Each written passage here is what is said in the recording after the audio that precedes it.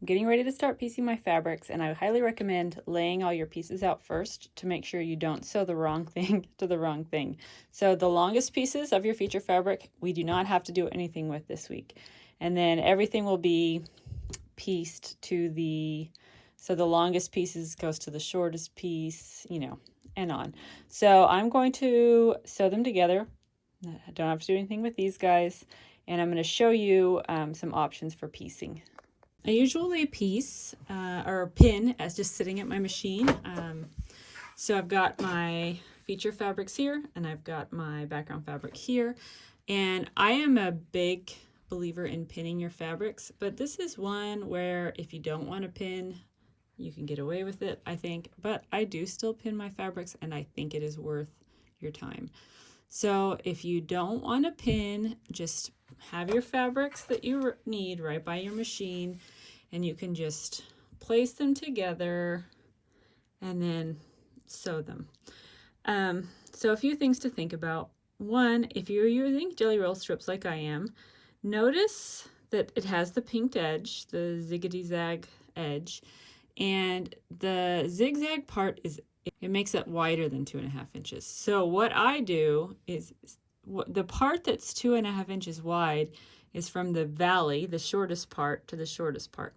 So I just center my background fabric piece over it. If you do want to pin, I like these thin patchwork pins. There's a few different kinds that are good. Clover, Little House. This is how I do it. If you do it a different way, that is totally fine. I'm going to put 2 pins in. I'm going to put one here, and I like to put mine perpendicular to the fabric edge. And I'm going to put one here. And here's why I like to do it. There's a couple of reasons. One, it makes it, when I'm sitting at my machine, it goes very quickly. I just feed them through. I have a magnetic pin cushion, so I just toss them over there. They fall right in. It's no big deal. 2, it helps keep the fabrics level. So see how I have 2 layers of fabric here, the feature fabric and the background fabric. I want them to stay even. And that is actually probably the biggest part of pinning small pieces like this is making sure that stays the case. Because let's say it ends up going through the machine like this, or, even more likely, since you can't see the bottom fabric when you're sewing, it goes through like that a little bit. Then you end up with less than a 1/4 inch seam allowance, but also your fabric then isn't pieced together perfectly straight, so that when you open it up, it's going to be just slightly wonky, and I don't like that.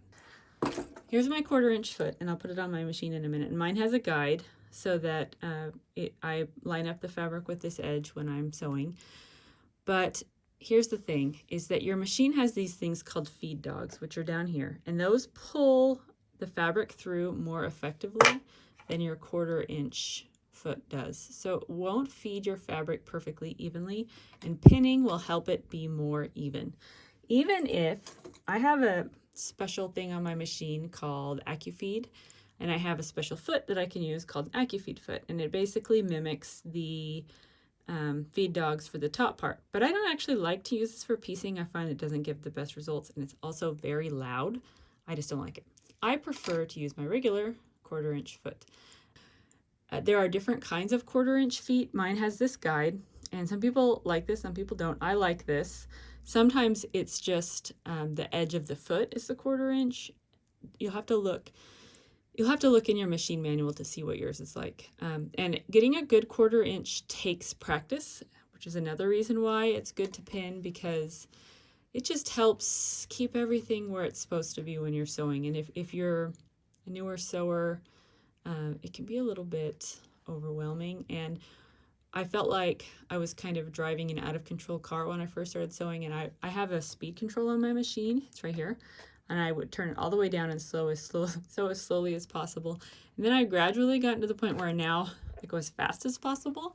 And that has taken a lot of practice and a lot of time. So if you're getting frustrating results, I do think slow down and pin, and then that will help you. So that's how we're going to do it. I'll do some piecing, and then I will show you what they look like.